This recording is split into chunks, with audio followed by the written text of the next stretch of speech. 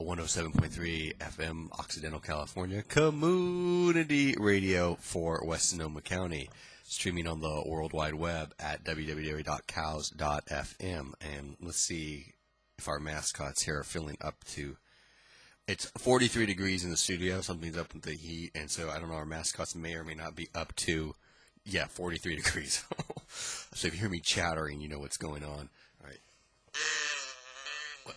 That, you know what? That's them saying, hey, we got to get some heat in here. Even Bovinians get cold.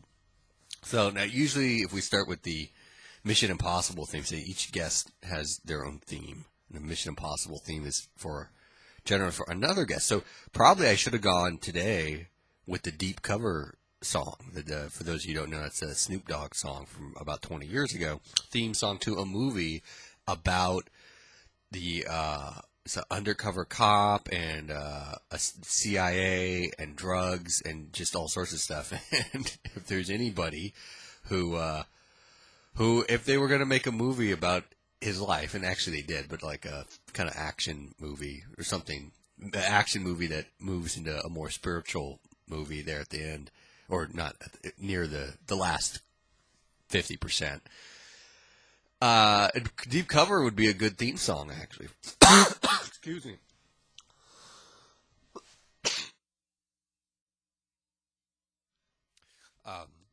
Excuse me.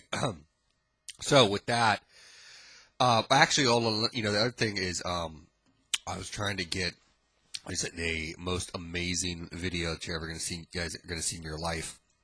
This is our guest today, who's Mike Ruppert. Many of you know who this is. Some of you may not, though.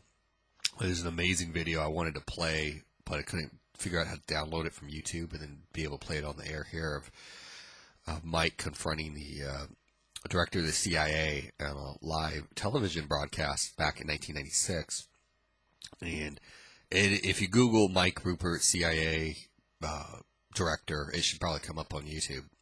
One of the most amazing pieces of footage that you ever see, a legitimate holy S moment. So Mike is lived here in Sebastopol for a while. He's now in Colorado, and so we're going to bring him on to talk about his life path, because it certainly has not followed a preset trajectory, let's put it that way.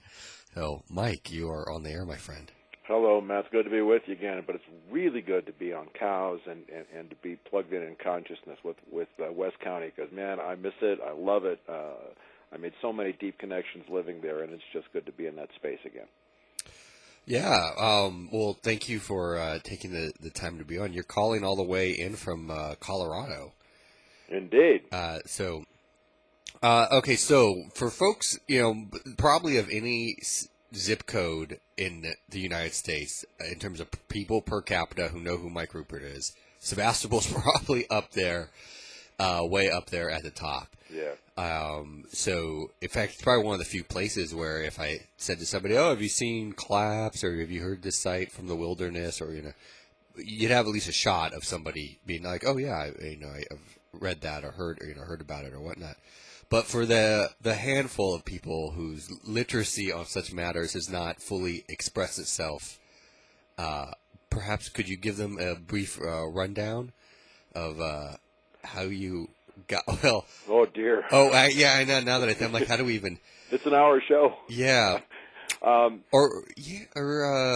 can do it quickly. Yeah. I've had a lot of practice. I started as a whistleblower in LAPD.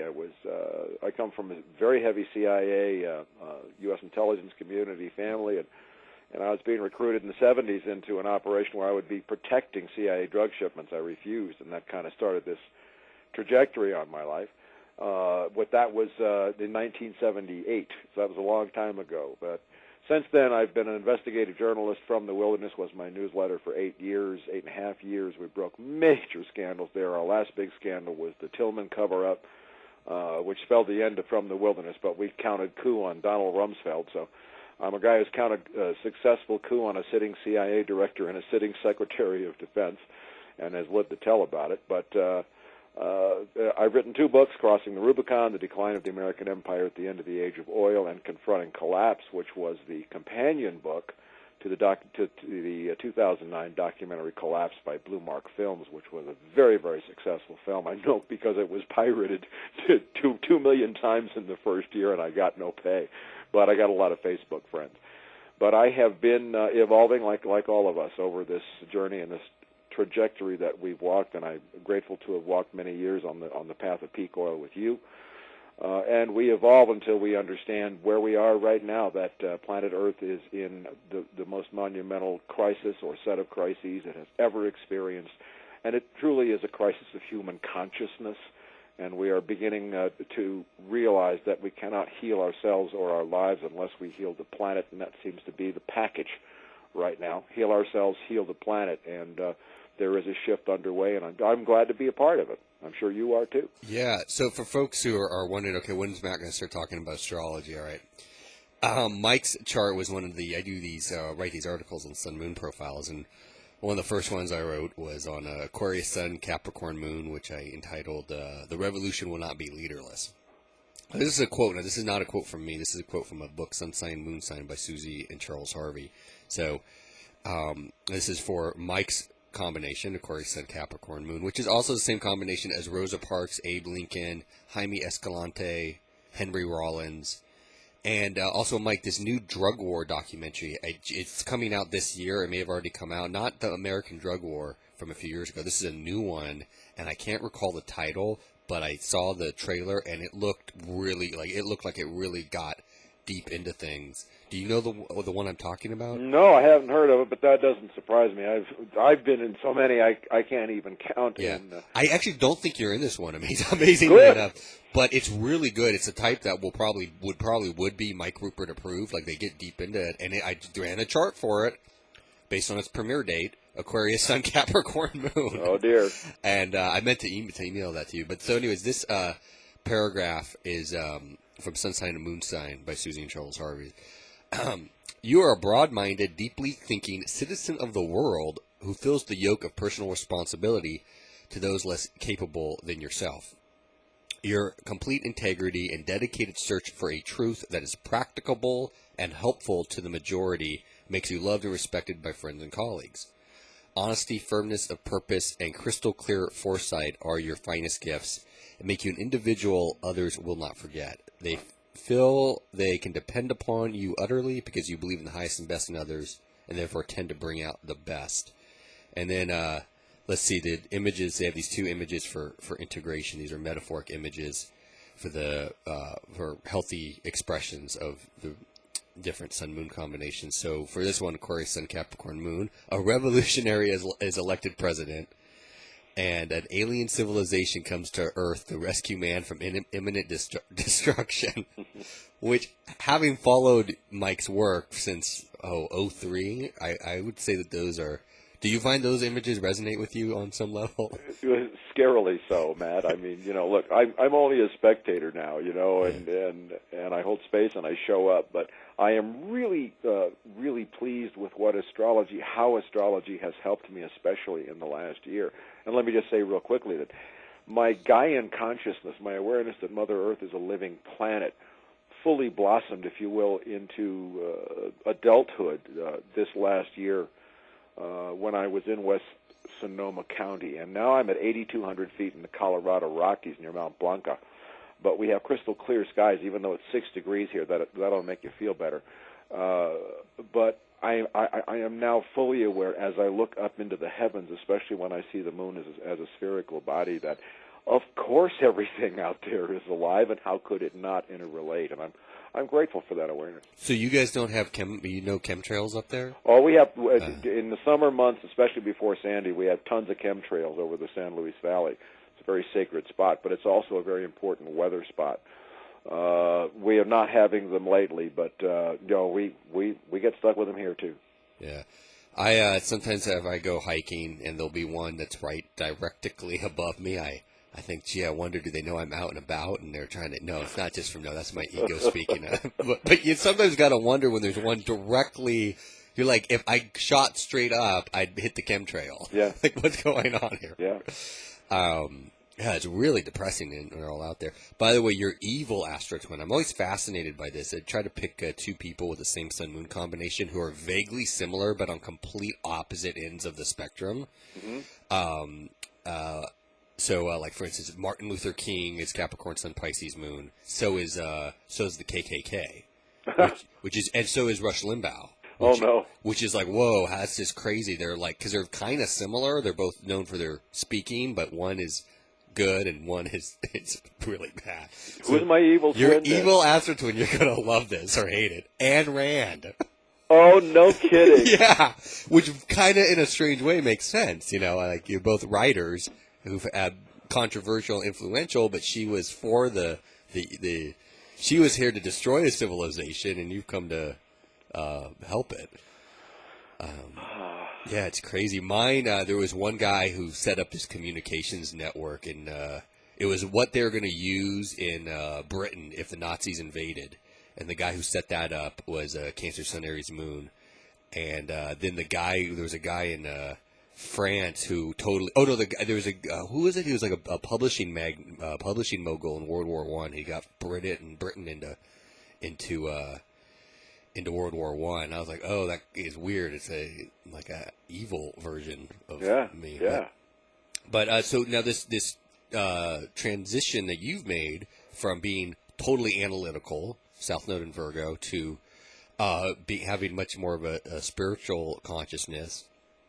Your North Node is in Pisces, and for folks who don't know, our South Node is what we come in with, but what we need to move away from as we mature, and North Node is what we move into. And by the way, you can do synastry analysis between two people, and your Saturn, which is Saturn represents where a person is mature, where they work hard. Your Saturn is directly on my North Node. So you assist me in bringing form to what I'm supposed to be doing in this life. Oh, good. But from the wilderness brought me into the past, though. It was double Aries. Yes. I should comment real briefly that this apparent evolution to the world was not a sudden overnight thing that happened. I've been walking a spiritual path for 3 decades, but my mission up to a certain point was to carry a message into the heart of the darkness by their rules, according to their accepted standards. And that was my life's mission, because there's a lot of great people out here who've carried wonderful message, but I'm the guy who got in their arena and fought them on their terms and their consciousness. And I was relieved of that duty, which was the greatest blessing, because I really have grown a lot in the last year. I listened to your show on the Progressive Radio Network, and you did. I did listen to one the other day. I hadn't listened in a few weeks just because of the holidays and whatnot, and you sounded dramatically different and better than than say when you first started that about 2 years ago. I'm out of the closet. Yeah. So with the what you were doing before, for folks who don't know, I can kind of relate, not on the level that you were doing it, but where every day there's a tsunami of just horrible news items, and your job is to somehow aggregate that or analyze it. And at a certain point, it's like, okay, it's the same stories, month in and month out, more or less. I mean, they just get progressively worse. We had the oil spill, and that was terrifying. And then a year later, we have the Fukushima disaster, which on an emotional level is kind of the same thing. Right. It's like they're different nature of the two disasters is different. One's oil, one's radiation, but emotionally they both fire off the same circuits in the primal brain. And so you were doing that for decades. I don't know how you didn't have a mental breakdown, and because I practically had one myself, and I was doing it on anything like your level. There's a Jesuit mystic named Anthony de Mello, who's a pretty great mystical spiritual writer, and he had a great line. He said, "There comes a point where you either go stark raving irrevocably insane, or you become a mystic," and that was so true. But what was unique this spring in the major transition that happened to a lot of people who have been out here in the forefront for a long time is that we all recognized that from an objective standpoint, there was nothing that world could do to save Mother Earth. In other words, a spiritual solution is the only thing remaining, because we can't fix the climate collapse, we can't fix the economic collapse, infinite growth is not possible, we can't fix Fukushima ad infinitum.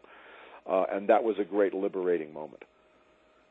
Right. So could you explain, like you said, it was a slow, this is a process that had been sort of ruminating below what perhaps what other people, your readers and, people who listen to you might have been aware of. So to them, it might have seemed like it just came out of nowhere, like Paul on the road to Damascus or something. But like you said, it was slowly emanating or slowly building up over time, and then finally, straw that broke the camel's, finally burst through into what you present to the public. It's no secret that I've been living a spiritual life to those who were close to me Right. for 3 decades. I mean, I never tried to hide that. And, man, when I was living up there, man, I was in full Gaian goddess consciousness all the time, as much as I could be. Yeah. Well, this is there's another guest, another host on this station, Yerevan. She said, she was talking about men and women in Sonoma in West County. She's like, even the men are goddesses out here. I almost had to pull the car over. I was laughing so hard. That's a good one. Yeah, even the men are goddesses. But so how did you get started on a spiritual path? Say 30 years, when you first got started on it. Well, the series of events that led me to live a spiritual way of life were the fact that I was betrayed first by a woman I was deeply in love with, who was my fiancée, but she was a career contract agent for the Central Intelligence Agency, and she was the one who had tried to recruit me because I already had clearances. They all thought I was already on board, and I wasn't. And I turned her down, and she betrayed me. She left me to be shot and discredited, lose my career. She just disappeared. And then after that, my police department, which had a good reputation in those days, LAPD, absolutely deserted me, and the chief said, well, I can give you time to talk to you, Mike. This was the message he sent. In a week or 10 days, if you're still alive, would you like to make an appointment? That's what the message I got from Chief Gates. So it is a point where, and this is probably true for anybody on a spiritual path, where there were no available options anywhere in the material world. Red meant go, green means stop. Nothing made sense. And so that's the cracking of the eggshell that forces the chick to look for something outside the shell. Which started me on that. Now, I drank my way into Alcoholics Anonymous, and I spent 21 years, 1 month, and 13 days completely devoted to 12-step recovery. I didn't do any mind-altering chemicals for all of that time, and it opened the door. The 12 steps are a fantastic key of practice to open up the doors to spiritual power, which began my odyssey down, if you want to call it, the rabbit hole.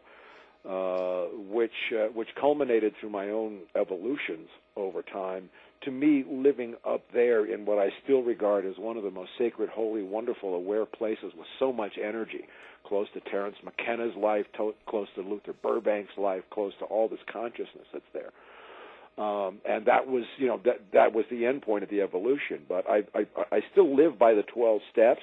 I resumed many years ago, 2004, moderate, normal usage of, and that wasn't the objective. But now I am probably most indebted to my Native American indigenous teachers, and the biggest influence in my life spiritually now is the teaching of First Peoples here in North America and around the world, actually.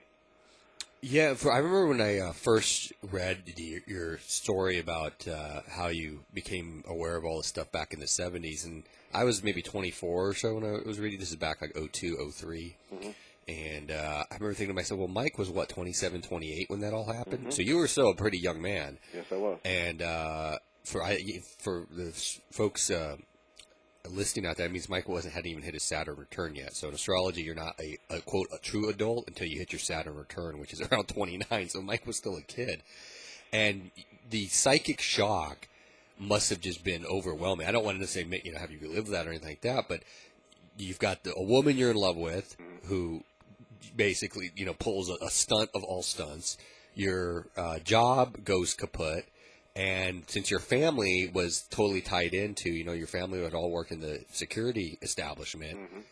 There were costs, probably psychic costs associated with that. It's almost like if somebody had a certain religion that they'd been raised up in, and then all of a sudden one day they see God and the devil working together in, some back room. And so I remember reading that and thinking, wow, I thought finding out about peak oil and all this other stuff was a shock. Oh, my God. I still have the rest of my life intact. Yeah, but it's kind of amazing how our fate finds us, because I recall thinking I resigned from LAPD at the very end of 1978, and I remember thinking until Iran-Contra came along, which was like the 87. As then, I had never stopped trying to fight it. Only then you did it with typewriters and copy machines. That all I had to do was solve this little CIA drug problem and everything would be fine. But that became the worm that I pulled on, which led me ultimately to all of the economic corruption, to peak oil, and to my awareness of Gaia, and the fact that what we're dealing with is not some little cosmetic problem. This is a fundamental soul sickness in the human psyche, which now appears to have, we hope, reached its logical conclusion. And I believe that it has. I believe that we have turned a major energetic point here.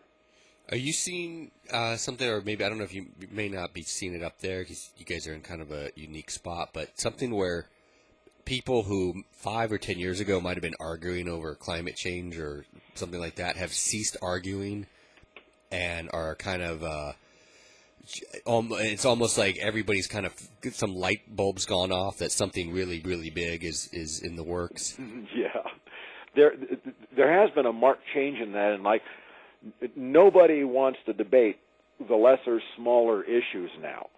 And really what I think has happened in the human consciousness at large is that, first of all, the prison in which mankind has been enslaved for at least 5,200 years or 5,300 years, whatever, is becoming more apparent. And people are no longer hypnotized into believing that they're living and having a good life. I think subconsciously now and emotionally, almost everybody on the planet is just trying to survive, which has made a lot of them shut up because they really have no answers for these problems. But they also realize that if they want to debate climate change, they really haven't done anything to discuss the myriad other crises that are crushing down on the planet right now. So, yeah, there is kind of a lull. There's a space opening. And like the songwriter Leonard Cohen says, there's a crack in everything. That's how the light gets in. Well, there are huge cracks in human industrial civilization and the psychological, emotional meme which has sustained it. Right. Speaking of space, you have on your show discussed something that you had never discussed before, which Right. I understand because you couldn't, because people would have automatically used that to discredit Right. the more analytical sort of, I guess you could say, 3D verifiable type stuff. Not that space aliens aren't verifiable, and I mean, there is evidence and documentation and whatnot, but not like with climate change and peak oil and so on and so forth. Right. So what can you tell us about aliens that you would not have felt comfortable mentioning, say, 10 years ago? Well, my father had the highest clearances available. His relatives were OSS, the forerunner to CIA in World War II.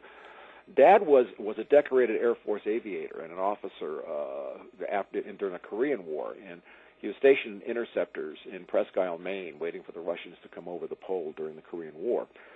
And so I knew, and he knew. I had a clearance. I didn't realize this until I started interning for LAPD. I had a Q clearance above top secret, just because I lived in the same house with both my father and my mother. Dad was the liaison between Lockheed Martin, the United States Air Force, and the Central Intelligence Agency for all the spy satellites. He was active in the earliest days of the space program, and it's clear that he was part of that part of the United States Air Force and U.S. government, CIA, that was totally aware of the presence of extraterrestrials on the planet. I had one conversation with my dad about it after I found out that I had a Q clearance when I got transferred into the chief's office. I go, Dad, what? He sat me down. He said, well, I have extremely high clearances, and so does your mother, and it's in case we leave our briefcase open or talk about something.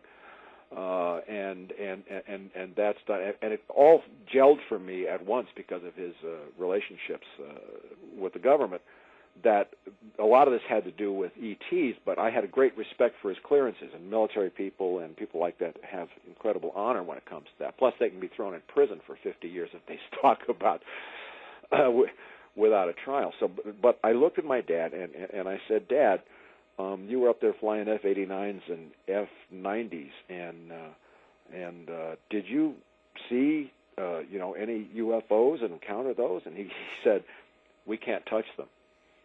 And I thought for a minute, because I was I was going to be a cop then, and I was trained in that thinking. I thought, well, gee, does that mean that in the interceptors they can't catch them or shoot them down, or does it mean they can't talk about them? And that's what I asked him. Does that mean, And he said both. Oh. And that was the only conversation we ever had about it, because of the intense respect you have for somebody with heavy clearances Right. and their honor on the line. And but of course I knew that was true, and I had known it was true throughout all of my career. But what was totally apparent to me, see, I'm a tactician on the field. I'm a tactician and a strategist. And I knew many, many, many years ago when I first started investigative journalism, and before that had I ever opened my mouth about UFOs, I would never have been taken seriously, ever. So I had to fight in that arena, and I couldn't talk about it until I was kind of liberated this spring with the realization that so many of us had, that the tipping point had been crossed, and the spiritual intervention was on the way for the planet, because humans had ignored every last opportunity